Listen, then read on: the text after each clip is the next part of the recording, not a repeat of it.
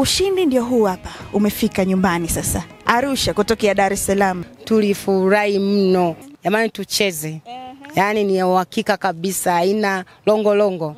PMBet ni yenyewe. Ni www.pmbet.co.tz.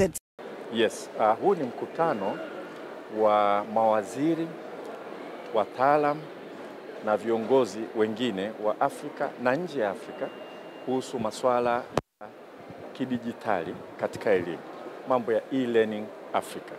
Jinsi ya kutumia taaluma ya kidijitali kwenye ufundishaji na jinsi ya kufundisha taaluma ya kidijitali katika shule na vyuo vyetu. Ni mkutano wa 18 wa namna hii. Imekuwa ikifanyika kila mwaka katika nchi mojawapo ya Kiafrika. Hii ni mara ya pili wamekuja Tanzania. Mkutano huu unaenda vizuri sana. Mwitikio hata sisi tumeshangaa na kufurahi. Kwa sababu tumepata mawaziri 20 wamekuja kushiriki hapa, na tunashukuru sana Wizara ya Mambo ya Nchi za Nje na Ushirikiano wa Afrika Mashariki. Wamepokewa vizuri sana, na jitahidi sana kuongea na waziri mmoja mmoja, na wenyewe wanafuraha sana kwamba mpaka sasa hivi mapokezi yao ni mazuri sana. Lengo la mkutano huu ni kubadilishana mawazo, kuelezana uzoefu wa namna ya kupeleka mbele bara letu la Afrika na nchi zetu za Afrika katika teknolojia hii ambayo inakuwa kwa kasi sana. Mabadiliko ya teknolojia ni makubwa na yanaenda kwa kasi ya ajabu. Yapo mambo mengine hata katika mfumo wa elimu itabidi yaangaliwe upya, na mengine itabidi yabadilishwe kwa sababu ya maendeleo ya teknolojia. Kwa mfano, sasa hivi tunavyofundisha darasani, ukiwa na darasa la wanafunzi 40-45 hata 60, unapofundisha mwalimu unawafundisha wote kwa pamoja, maana yake ni kwamba unachukulia karibia wanafunzi wote wako sawa. Lakini katika teknolojia hii inatoa fursa ya kufundisha na kumpa mwanafunzi kujifunza kwa kasi yake ilivyo. Anayeweza kwenda kwa kasi zaidi, anayechukua muda mrefu zaidi kuelewa kitu, na anahitaji kuelewa vitu fulani zaidi, akapata kitu tunachokiita personalized learning. Anaweza kujifunza. Kupitia teknolojia kuna uwezo wa kutumia ufundishaji wa namna nyingi. Kwa mfano, na kitu hiki tunakifanya sasa hivi kupitia taasisi yetu ya elimu Tanzania, unaweza ukawa na mwalimu anafundisha Benjamin Mkapa hapa, siku hiyo akaunganishwa na darasa jingine ambalo pengine liko Tandahimba, anafundisha somo la jiografia, wakamsikiliza kule na huko akamuona. Tunaweza tukarekodi vipindi mbalimbali YouTube na namna nyingi za kufundisha. Lakini vile vile namna ya kufundisha kwa kutumia teknolojia hii lazima tuwe na mtizamo mpya. Kwa mfano, sasa hivi kwa kutumia akili unde, artificial intelligence, ukishika simu yako hivi, umeambiwa andika insha kuhusu maisha ya Mwalimu Nyerere, ukaenda ChatGPT ukaandika insha kuhusu maisha ya Mwalimu Nyerere, itakuandikia insha saa hiyo. Haichukui seconds, unaipata yote unavyokuwa. Sasa kwa walimu, jinsi ya kufundisha unahitaji kuhakikisha kwamba kitu ambacho unataka mwanafunzi akifanye kakifanya yeye, sio kimefanywa tena na kompyuta au mashine. Sasa si jambo la kuogopa, ni changamoto lakini si jambo la kuogopa. Kwa sababu hata wakati calculator zilivyoanza kugunduliwa, zilivyoenda mashuleni, baadhi ya walimu walisema hizi zitasababisha wanafunzi wasijifunze hesabu na hisabati. Lakini baadaye imegundulika ni kifaa ambacho wanafunzi wanakihitaji, walimu wanakihitaji na ni muhimu. Kompyuta zilivyokuja hivyo watu walianza kuhisi kwamba zitasababisha watu wasijifunze, lakini tumegundua kompyuta zinasaidia kujifunza kwa kasi zaidi. Kwa hiyo teknolojia hii inavyoendelea, inabidi sisi tuitumie kusonga mbele. Ukweli, dunia inavyoenda, kujipanga kimkakati, tutaachwa nyuma. Tumeona nchi 10 bora Afrika katika masuala haya, Tanzania haimo.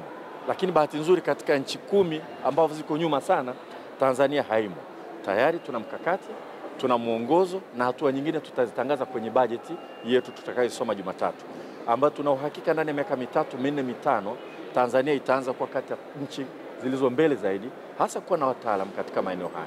Mambo ya data science, masuala ya artificial intelligence, mambo ya computer science. Na tungependa kufanya kama ambavyo ilani ya Chama cha Mapinduzi ya uchaguzi 2020 ilivyoeleza, kupeleka vijana wa Tanzania kwenye vyuo bora na mahiri duniani kwenda kusoma.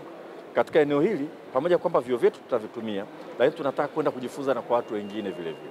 Kwa hiyo mimi kwa kweli nimefurahi sana kwa mkutano huu.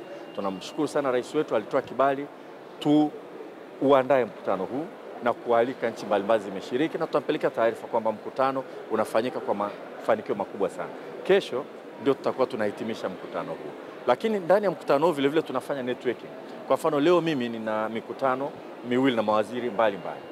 Na wengine wameomba tukutane kesho.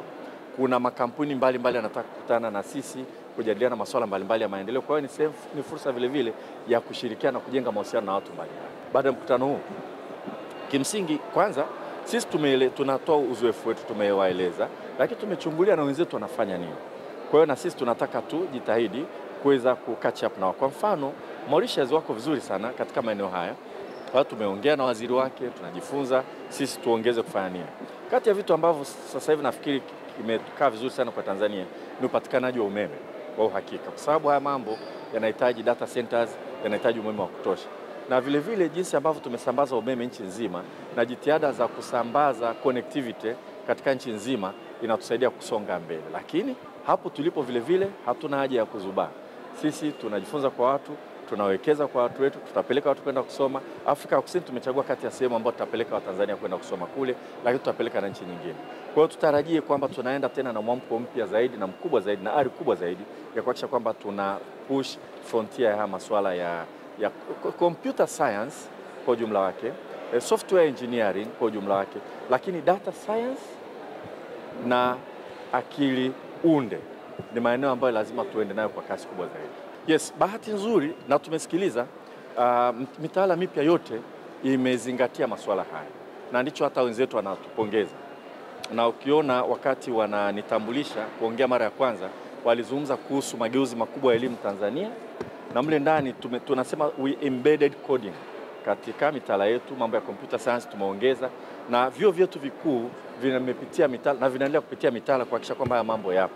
Kwa hiyo tumewasikiliza wenzetu wanasema yes, Tanzania kwa kweli tuko katika mwelekeo sahihi. Ni kwa sababu haya mageuzi ya elimu tulipoyafanya tulishirikisha watu wengi na wataalamu wengi sana, lakini tulipeleka timu nchi nyingine kwenda kujifunza, kujua wenzetu wanafanya. Kwa hiyo kwa kweli tunachokifanya kwenye mageuzi ya mitaala ndio hicho. Kazi yetu ni kuongeza kasi na kuongeza fursa, kuongeza uwekezaji katika masuala haya.